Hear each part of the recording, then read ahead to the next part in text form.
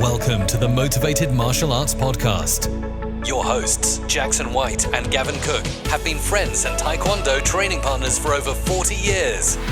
This podcast will bring you a mixture of their life stories, martial arts, and business experiences to motivate you in life and throughout your martial arts journey. Adding in a mixture of inspiring interviews and some of the best traditional martial artists around today. So over to your hosts, the Motivated Martial Artists. Right, we're recording. Right, Stu, let's go. Welcome to the Motivated Martial Artists Podcast with me, Gavin Cook. And me, Jackson White. And today we've got none only than the Mangilarooney himself. So we've got Stuart Mangili on the show today. Now, this is going to be a good fun one. So Stuart's one of our old best mates from way back yesteryear. So, Stuart, awesome to have you on the show, buddy. Hi, guys. Nice to talk to you again. It's right. Good. It's been a long time coming. Been trying to get hold of you for a few weeks to get you on here, my man. No, I know, mate. But you know what it is. Busy boys. Hey, you're fighting off the COVID, mate, aren't you? Trying to dodge it and hook it and block it. You got it, mate. You got it. Take it down with a Hosotagari and all the rest of it. So, yeah, it's all good. Right, cool, right. Seems Gavin did the intro on this one. I'm kicking off with the first question. So, Manj, I know this, but we've got to tell our listeners all about it. So talk to us about your upbringing, where you grew up, your schooling, and ultimately, after about 10 minutes, hopefully, because I know there's some good stories to tell there, tell us how you got into martial arts. Okay, yeah. So I was born and raised in Daventry, Northamptonshire. Got 4 sisters. Went to school in Daventry on the Headlands estate. It was an all right sort of area, you know. There was some good parts and some bad parts, some nice places and rough places. But on the whole, you know, had decent parents. And yeah, sort of like down on the Headlands, there was a boys' club, and that's where my sisters sort of like decided that they were going to learn self-defense, and my parents took my sisters there, and I was 7 at the time, back in, well, that was 79, I think, 79, 80, 1980, yeah. Around that sort of time. And I threw my toys out the pram because I wanted to join in. And that's where I first met yourself, Jackson, and your dad. My definite martial arts mentor, you know, he still holds a very, very tight hold on my heart, you know, and has led me this martial arts path throughout my life, really, from Taekwondo to Jiu-Jitsu, karate, jutsu, and everything else in between that I've dipped my toe into. So yeah, it's good days, man. There were good days, weren't they? Very good days. Very good days. We went to the same school, and we all used to meet up on a Sunday morning, didn't we? And outside the paper shop, and walk to the boys' club, and get ready to get our sparring equipment on and get battered by. No. Walk to the boys' club and get ready to sweep the floor first. Yeah, sweep it and de-ice it. You know, that they were tough days. You know, they were tough days.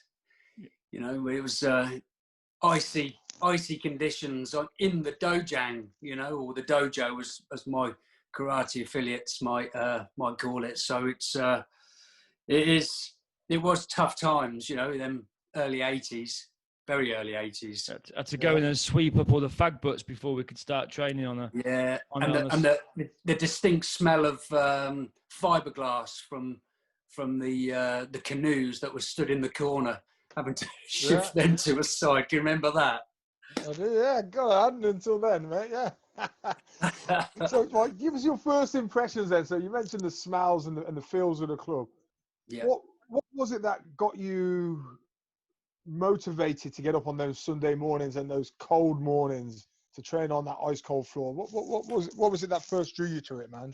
If I'm honest, I think it would be because I was the the youngest out of my, the two elder sisters who started first, I didn't want them to beat me, so so it was a case of I wanted to go further and better, because I was held back by my parents because they thought I was too young. I wanted to prove that I could do it, and sort of like 40 odd years down the line, I'm still here and still doing it, and they've fallen like many do, fallen by the wayside. So it's I think it's testament to all our characters that we've done the time, I suppose. So for all of those young listeners out there, okay, that listen to the podcast who are just getting into martial arts, talk about those early years, Manj. What was it like? Oh, it's a lot different to what it was now. I mean, I can remember the stick. If your leg wasn't in the right position, it got tapped, and you had to get it in the right position. And it's that it was tough days, but they were not without meaning. Do you know what I mean?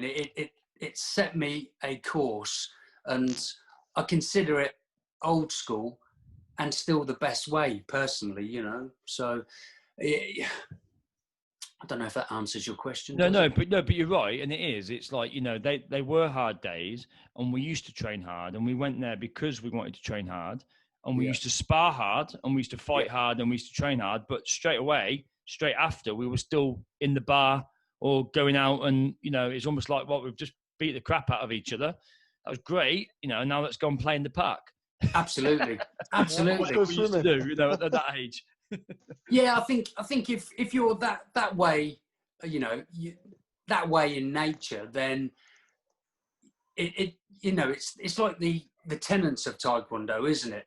And it's very similar with other martial arts as well. There's the respect, the courtesy, and everything else that goes in between. Obviously, indomitable spirit, is never give up. And I think that's what we, as in us three, certainly have embraced, is that indomitable spirit. So, fair play to you guys. For continuing, really. Well, all of us. All really. of us, yeah. Yeah, for sure. I mean, you went do you down. remember taking your first grading? Do you remember taking your first? Do you know what? I think I can definitely remember the third or the fourth. That was, I think it was in Coventry, like a massive hall, or it might have been. Yeah, it was Warwickshire. I'm pretty sure, and it was a massive hall, and Dave Oliver was there, and I think Paul Donnelly was, if I remember rightly. But we were knee high to grasshoppers then. That's a long time ago. I have slept since then, so you'll forgive me if it's not 100% correct. If you can't, still got the same size arms. Sorry, mate, you broke up then. Still got the same size arms as them. Yeah. Yeah, man. Oh, no. Right, talk us through that, man's first competition, because I know when we first started sparring, God, there were the days there were no head guards. I think we were lucky if we had some shin pads with feet on them, weren't we? Yeah. And, I don't think we did. I think it was like foam foot guards and foam knuckle guards. Yep. And that was it, wasn't it? I mean, bumper mitts, the little red and blue bumper mitts. Yeah. I mean, even before then, Gav, we had it was almost like an elasticated. It was like a Keith Lemon. Yeah, basically. Lemon bandage. Yeah, just with a little bit of foam underneath the knuckle guard. So we're taking it even further back than the plastic coated red and blue mitts that you see nowadays, for the youngsters. But I can remember sort of like, the St. John's ambulance was really, really busy. Virtually every competition, every competition, every katami or mats was there was always a call. Seeing the likes of Tony Sewell you know, and them legends, you know, sort of like whacking 7 bells out of each other and noses across their faces, and think, Jesus, what am I doing here? You know, but it was part of it. You know, you enjoyed the spit and sawdust of it, you know, and it was great. Yeah, I do remember the first one, and feeling so nervous, you know, and okay, I think I came third in the first competition that I entered, I think, if I remember rightly. Yeah, we had some good team competitions back in them days, didn't we? Do you remember we used to go training, and we felt super privileged because I think your dad bought us all those red suits. Remember? I do. We all got those red suits, didn't we? And then we used to go to the competitions and do like the little three boy team. Yeah, we used to win everything, didn't we? It was good. We did. We used to smash it. And then we used to go in the adult division straight after. Yeah. Yeah. I mean, I think one that sticks in my memory was when we competed against the Nuneaton side. You know, Chris Emmanuel. I mean, he was a legend at the patterns, wasn't he? Can you remember? Absolutely awesome. Yeah. You know, and you know, same again. Although we fought these people afterwards, we were going to the tuck shops and stuff like that, and buying cokes and sweets, and sort of like recouping the energy, getting ready for the next. And chasing after all the Welsh girls, from what I remember. Come on, Manj. That's a secret. Well, that was just you scaring them, Gavin. You were the only one chasing them, mate. They were scared of you. Mind you, when you look back to our old hairdos, it's no wonder, really, was it? Some of us still got hair. Ponytail and 2 afros. Well, at least one of us has still got hair. Yeah. Yeah, mate. Right, Badge. So, I can't remember. Did we take our black belts at the same time? We did, and that was in front of Il Chow. Came over from Korea, if you remember. And I thought I took mine with Master Ree. We took our second dan. Yeah, beg your pardon. Yeah, that was Ree. Yeah, that's right. And then that was maybe 2 or 3 years later, we took the second dance together as well, didn't we? Yeah, we don't talk about that anymore, do we, Gav? No. What was that? Was that the one you failed? Yes. Mate, we always have to try and get these digs in when we can, man.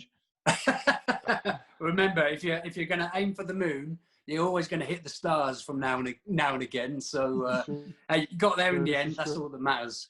Yeah. Never give up. Indomitable spirit. Never give up. Yeah, because I can remember you two taking that. I remember both of you taking it, and I remember we waited for the results. And obviously, back in them days, there was no social media, there was no mobile phones, there was nothing like that. You didn't really know if you passed that grading until the class, did you? It was a Sunday morning, and all of us got there, and you two expected to get your belts, and then you got yours, Stu, didn't you? I did. And Jackson didn't. And like you say, it's tough. And I didn't. Yeah, it's tough, isn't it? Tough times. That was a shocker.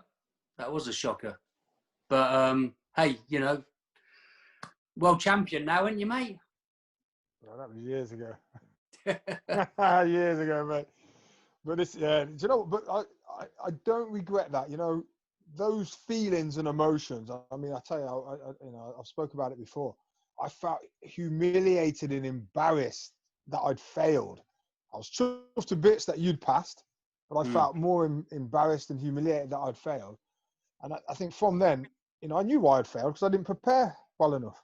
And you know, since then, everything I've ever done, I've always tried to prepare for.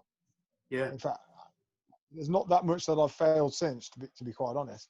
Hey, and so I think that was, to me, was probably one of my great life lessons. You know, make sure prepare. You know, they've got a good saying in the military: failing to prepare is preparing to fail. And that on that particular occasion, that was certainly the case. So I've tried to live by making sure that anything I'm going into now, I'm fully prepared, or as best prepared as I can be. Or you just bluff it. Come on, man. We all know what it's like. So so Jackson, have you prepared your speech for Stu's wedding? No, I'll just do it off the cuff. Still worked though. He had a win. Yeah, exactly. Only because I knew I could do it off the cuff. But if it was something I had to prepare for, then I would. Trust me. Yeah. I didn't think I could do it. I'd definitely prepare for it. Yeah. Okay, so you obviously got your second dan, and then I think that's where our lives, all of our lives, really pretty much split up into 3 separate paths, wasn't it? Yeah. So yeah. I left Daventry in '91 and moved to Norfolk, which is where I still live. I know you've got that twang now, though, ain't you? Oh well, that Norfolk twang. Can't be helped, mate. You know, try and disguise it. Try and disguise it just for this call, man. All right, mate. Yeah. So anyway, we 91. I met some nice guys in this area, and started training in somebody's barn of all places. You know, there was a couple of guys in this area that did martial arts and stuff, and word the old jungle drums beat and said, oh, you know, he's pretty decent, you know, he's won a few competitions and stuff, and they dragged me into this barn. Simon Shreve, his name was, lovely guy, still see him now. And he sort of like said, oh well, actually I go to this club as well, and do you fancy coming along? And lo and behold, it was a Taekwondo club, but it was a WTF as opposed to ITF, which obviously the UKTA originally, and then became the TAGB. So I didn't really want to promote who I was, you know. So I went in some joggers, and lo and behold, they all lined up and sort of like all bowed to the instructor, and I was at the back in my jogging pants and t-shirt, and they all turned and basically bowed to me because Simon had told them that I was actually a higher grade than the instructor. So that was quite comical, really. But I mean, from there, really, so I entered a few competitions, you know, on that side of things, and then that club disbanded, and I started then training under a guy called John Williams who did kickboxing, and then adapted, you know, sort of like what I had been taught from Jackson Senior, and then became NAK national champion kickboxing.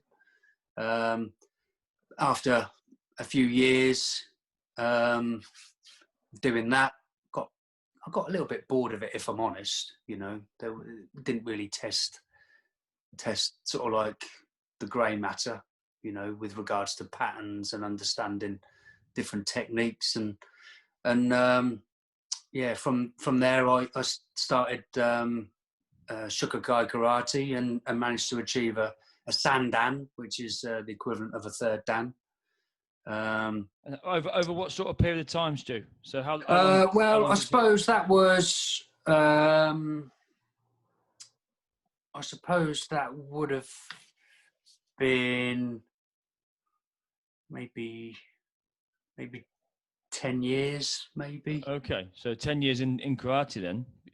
Yeah, sort of like, yeah, there. And then after that, I then went and trained alongside another sensei called Peter Marsh, and that was Goshin Jiu-Jitsu, because I quickly realised that 70% of fights go to ground. So, you know, like on the street. Yeah. And a lot of the stuff that, you know, the Taekwondo and the karate was more on all, you know, on your feet really, and stand up. Of course, original karate wasn't. You know, they used weapons, holds, you know, sort of like takedowns, as well as the upright stuff. So yeah, I basically trained with Peter. I wasn't particularly interested in grading, if I'm honest. You know, sort of like I wasn't too affiliated with any sort of like association. You know, I wasn't really too fussed with that, and he respected that. And you know, he's a very good instructor.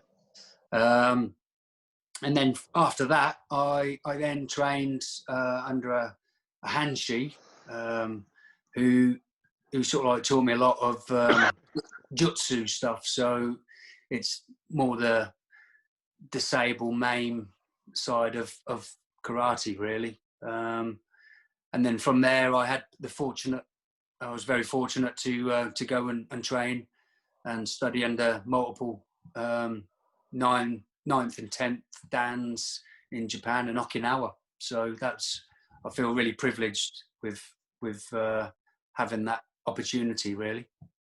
You've been on quite a journey, really, Manj, really, haven't you? You know, when you think back from the early years and the early days, and obviously moving and continuing. I suppose you're a bit of a searcher, I suppose, aren't you? Really, Yeah. Sort of wandering the path, looking for, trying to understand the martial arts a little bit more and understanding what works and what doesn't, and different styles that suit you, I suppose. Yeah, I think what I've come to realise is that one hat doesn't fit everybody.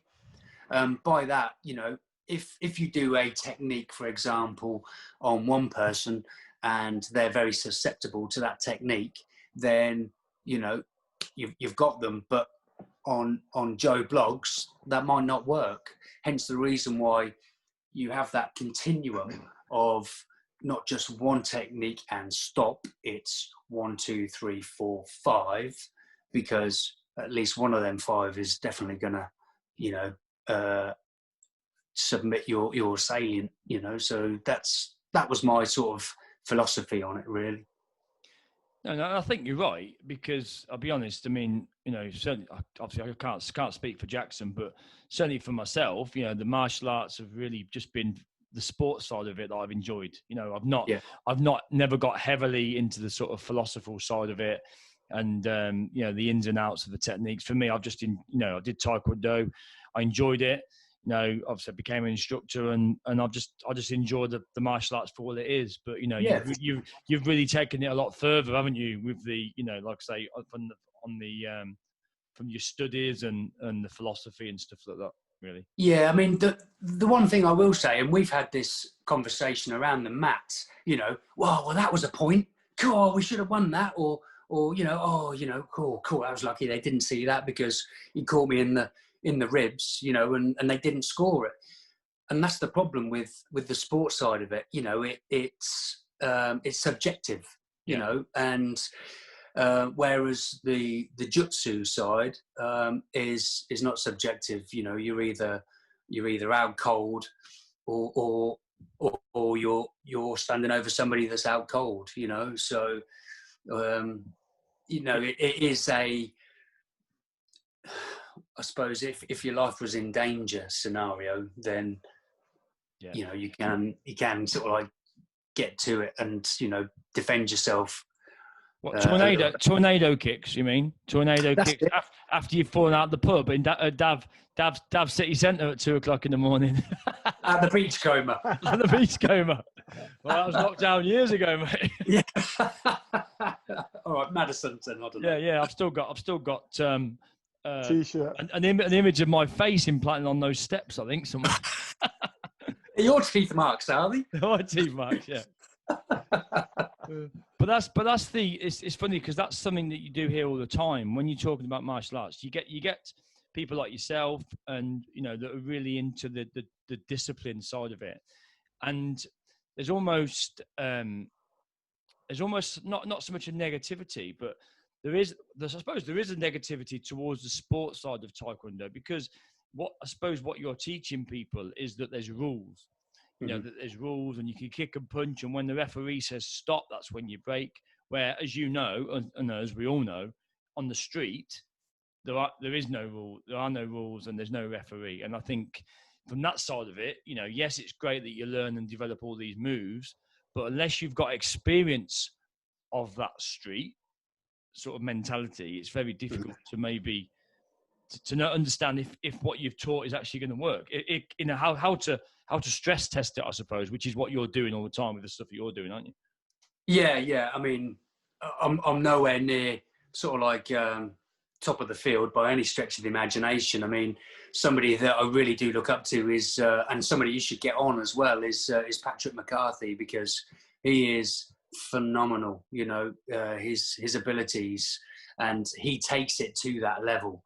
You know, whether that's a flick in the eyes, or even, you know, a cheeky little headbutt before you then go into the, you know, that distractive movement and ability is second to none. You know, and his knowledge of history also is way up there. You know, really, really, really good. I'll see if I can get you guys in touch with him, because I'm sure that some of your podcast listeners would be really, really interested in hearing stuff that he's got to say. I'll see what I can do. That's cool. Yeah. So, how often are you training these days, then, Manj, in your martial arts? Well, to be honest with you, you know, we've all seen The Karate Kid, yeah. So I got my Cobra Kai T-shirt on, man. Yeah, I noticed that, mate. I did notice that. Mate, I'm definitely Cobra Kai now. I thought I was Miyagi-Do until I've started to watch the next series. I'm definitely moving over to the Cobra Kai side.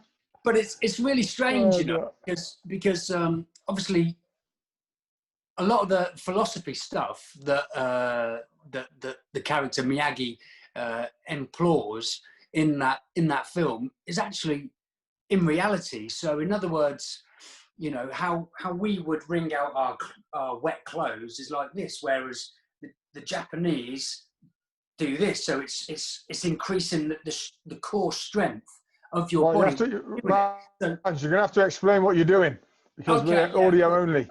So where the Westerners, of course, have sort of like their hands placed at east and west and rotating in opposite directions, the Japanese will hold the wet clothes north to south and do the same with their elbows tucked into their stomach area, into their diaphragm. So they're squeezing their core at the same time as they are wringing out their clothes. So therefore, you're getting two advantages. You're getting your clothes dry, but you're increasing your core strength. So this is what Miyagi was saying about the wax on and the wax off, you know, mm-hmm. and the sand, the floor. It's that same mentality.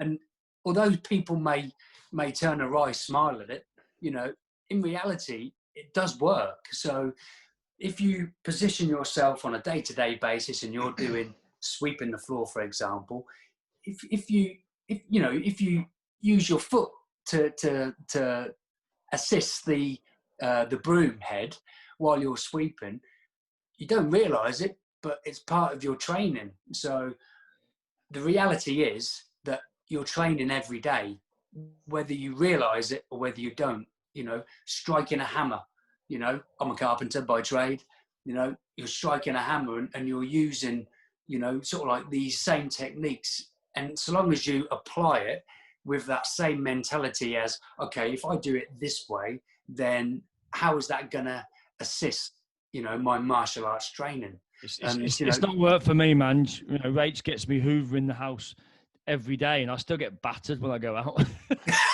Don't use a hoover, use a broom. That's where you're going wrong. you can't brush the carpet, can you? Of course you can. Just get a stiff broom, mate. Yeah. Sorry, man, going back to your story. No. So yeah, I mean, you know, I sort of like train. I train every day. You know, I train every day. You mean you've seen my makiwara in the back garden? You know, sort of like that gets a beating. Sort of like every week. You know, if a piece of wood can get a beating, stuck in the ground. Gavin's been having a beating all his adult life, mate. There you go. Boards don't hit back, remember? Boards don't hit back. Similarities to a piece of wood. Oh dear. Yeah, that's good. Good, mate. So talk to us about all the. Obviously, I know you're big into your jiu-jitsu stuff now. So you know, and the applied stuff that you do. So talk to us a little bit more about that. Again, certainly that's something that really, you know, I've I've never really delved into. I know you're quite heavily into the application stuff and the reality type stuff. So, yeah. how important do you think it is for martial artists to understand that? I think it's really important to get the full spectrum of any martial art. You have to unpick, you know, all the bits and pieces that we're taught, you know, primarily to get us into it safely. You know, like the the wrist to wrist blocks. You know, it's conditioning, partly conditioning. You know, but the reality is that, and we was always taught this, even back in the early 80s, that there is no blocks. There's only attacks, but we didn't really see that. Whereas if you take a middle section block in Taekwondo, yeah, and then you raise that fist, and instead of it being to the wrist, you then apply it to the elbow, you know, on the soft inner tissue, or better still, up into the shoulder, then, you know, you're disabling that arm and therefore rendering that arm defunct, you know, and, you know, it can't come back at you. Or if it does, it's with lesser power, say, and then you can deal with it and you know, sort of counteract it. So I think there's always lessons to be learned, and, you know, progressing forward with understanding the physiology of the body and how to then pick it apart. You know, the closer you get to the head, to the brain, the computer source, the quicker you can switch that off. You know, we primarily, you know, aim for the carotid arteries and you know, the softer areas, because they're a lot harder to condition. Whereas, you know, if you're going to punch somebody, say, in the chest, you know, in the pectoral muscle, and you've got a point in your sport, but if you bring that across and attack the sternum, you know, which is, you know, only fractional, couple of inches away from that pectoral muscle, using sort of like the aponkin, the middle knuckle, then, you know, you eliminate that opponent, or you reduce their ability to come forward. You know, they're going to think twice. So I think that's the essence, really, of the jutsu now, is the disable, maim. You know, we don't really want to go to the kill aspect, because that's not so nice, but, you know, certainly disable or maim. Okay, so what would be, I know it's just quite difficult, obviously, because it's all scenarios are different, but what would be your sort of go-to move, I suppose, Stu? Let's just say a bar fight kicked off, and you know, you're in a position where you're sort of, you know, you're at close quarters. You know, obviously this is where your Taekwondo kicks and stuff like that are useless, but obviously the stuff that you have learned over the years, I'd imagine they're going to be, you know, used rightly, could be deadly. So what would your sort of go-to move be, if you had one, I suppose, without giving too many trade secrets away, Manj, in case someone bumps into you in Norfolk? Yeah, that is really quite difficult, because each scenario poses a different situation. So, I mean, obviously, my advice, especially to the youngsters out there, is, you know, don't get yourself in that scenario in the first place. That would be my critical sort of piece of advice, really. You know, especially with the knife culture that it is at the moment. But if I had to, I mean, the first body part that moves forward, you know, at a distance, is always going to be, you know, the leg. So I would go for the knee, you know, and probably attack that at the same time. There's, you know, 2 or 3 different moves, really, but I think that's, you know, if they can't stand, then they can't run after you, because when you're down the road, getting yourself away from the situation. Yeah, in the Does that kebab make shop, sense? in the kebab shop down the road. That's it, mate. That's it. You know, you can only. He's letting That's all the his best piece of secrets out advice. now, isn't he? Yeah, man. So you've been doing martial arts now over 40 years, yeah? Yeah. Well, coming up 40 years. 40 years this November almost, I suppose. Yeah. Yeah. So what's kept you motivated over those years to keep your hand in the martial arts game? I suppose it's my willing to learn and adapt, and question, like a good monk really would question their faith. I've questioned the martial arts, even from your father teaching us, sort of like, oh, this move and this move. I questioned, well, why are we doing this? What purpose does that have in the reality of a street fight? How are we ever gonna, Bisexual rising block. Yeah, these sort of things really. What about Sam Mackey? Sam Mackey. Yeah. But it's strange actually, because if you actually look back at the history of Taekwondo, a lot of it was fed from Japan, and the Koreans being occupied by Japan, and Chai Hong Hai, General Chai Hong Hai, then taking some of them techniques and morphing them to suit, sort of like his situation really. So yeah, it's quite interesting. I do find it, very interesting. And I suppose that answers the question as well, always questioning why, and hopefully, coming up with some answers. Mm-hmm. Okay. How do you see your martial arts path going forward then, Stu?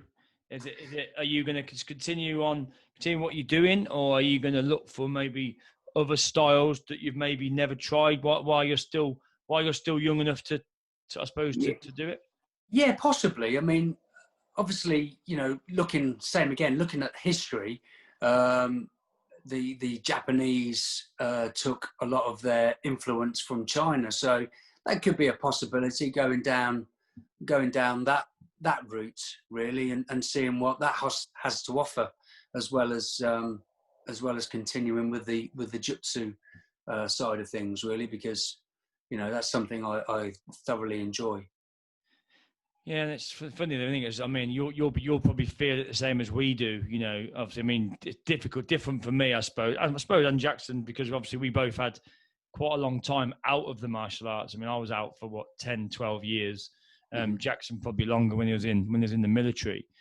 But it takes its toll on your body, doesn't it, over time, especially from the Taekwondo background with the kick in and the hips and the knee joints, which obviously I know we've talked about this before, which is one thing which, I suppose it's good for you doing what you're doing now, because you're not going through those sort of motions anymore.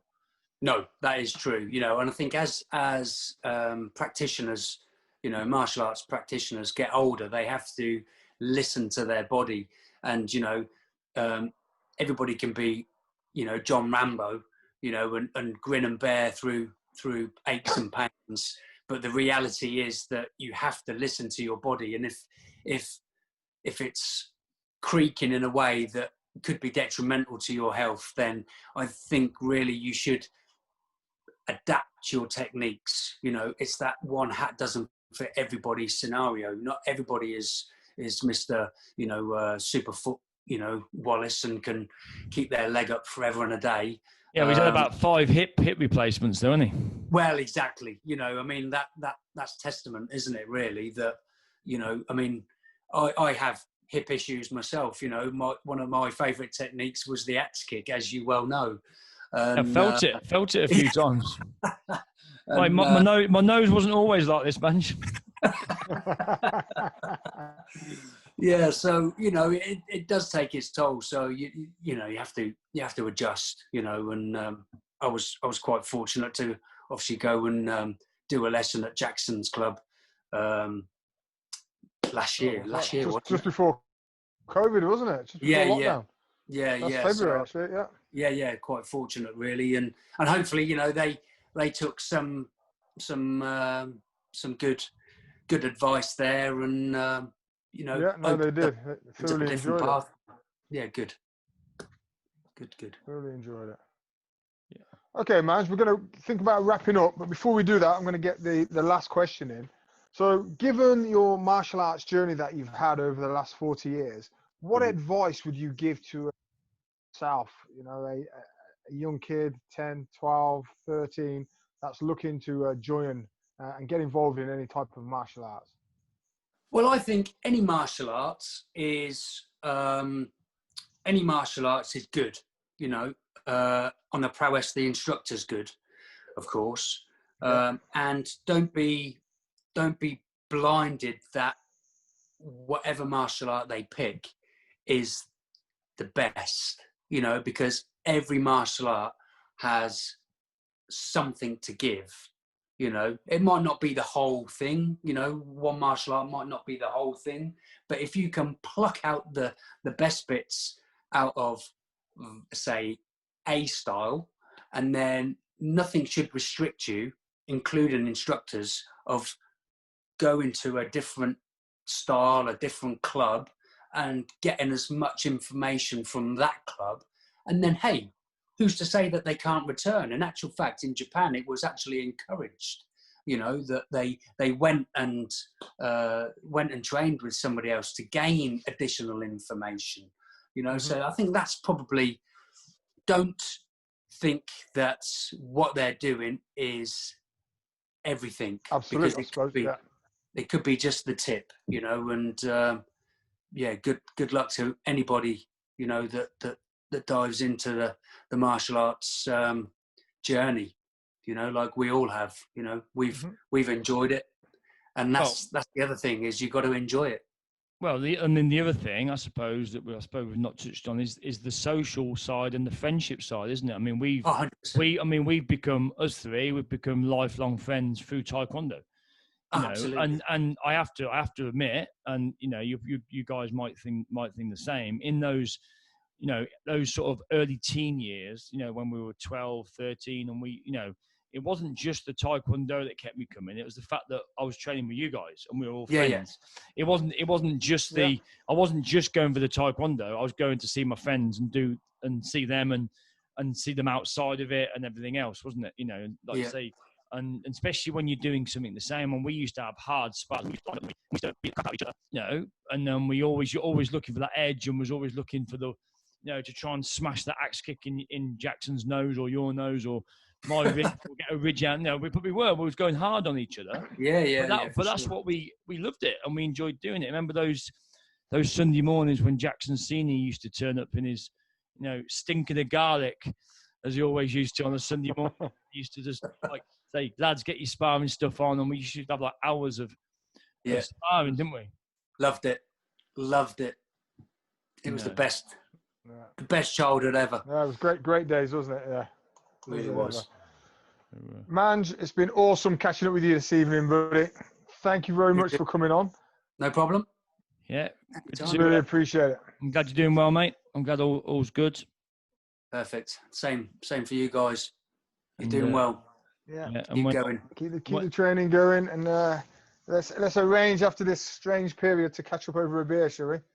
For sure. Yeah, definitely. And sort of like, let's get the geese, get the dough box on, and have a go. Oh, I don't know about that, mate. I don't want to put you to shame, Stu. I don't want to teach all these fancy moves you've been learning don't work. I can poke you in the eye. Right, unless you want Gavin kicking you in the knee, mate, do not suggest that. that was supposed to be a headshot. Yeah, exactly. Head of the knee. Yeah. All right, buddy. Have a good one. Thanks for coming on again, man. Cheers, Stu. Take care. Bye-bye. See you later. I hope you all enjoyed this week's episode of the Motivated Martial Artist podcast. Don't forget to check out our Facebook page and our Facebook group, the Motivated Martial Artist podcast. And don't forget also the Motivated Martial Artist Instagram page. So head along for some extra content, interviews and much more. So until next week, it's bye from Jackson and Gavin, the Motivated Martial Artists.